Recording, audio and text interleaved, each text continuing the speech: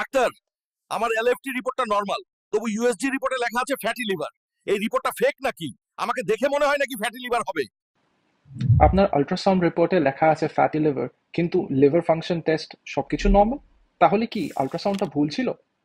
Hello, আমি doctor আমরিক, আমি একজন রেডিওলজিস্ট। অ্যান্ড চলুন আজকে একটি পেশেন্ট স্টোরি দিয়ে বোঝাই যে নর্মাল এলএফটি ব্লাড টেস্ট মানেই যে লিভার কমপ্লিটলি ঠিক আছে সেটা নয়।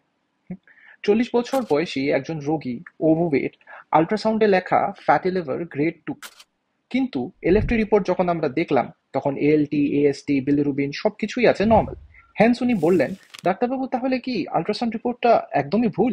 আমি বললাম, না, বরং দুটি রিপোর্ট একসাথে দিলে আমরা সেটা দুটোর মাঝখানে ডিফারেন্সটা আপনাকে বোঝাতে পারি। দেখুন, এলএফটি ডিটেক্ট করে যে লিভারে যে সেলগুলি আছে সেগুলো ড্যামেজ হয়েছে কিনা, কিন্তু ফ্যাটি লিভার ডিটেক্ট করে যে লিভারের মধ্যে ফ্যাট কতটা জমেছে। তো ফ্যাট জমেছে কিন্তু সেলটা ভাঙেনি, তাই এনজাইম লিক হয়নি। তো ফ্যাটি লিভার ইনফ্লেমেশন অথবা ফাইব্রোসিসের অনেক আগে থেকেই শুরু হয়ে যায়। ফ্যাট জমে গেলে ইনসুলিন রেজিস্ট্যান্স বাড়ায়, ট্রাইগ্লিসারাইডস জমায়।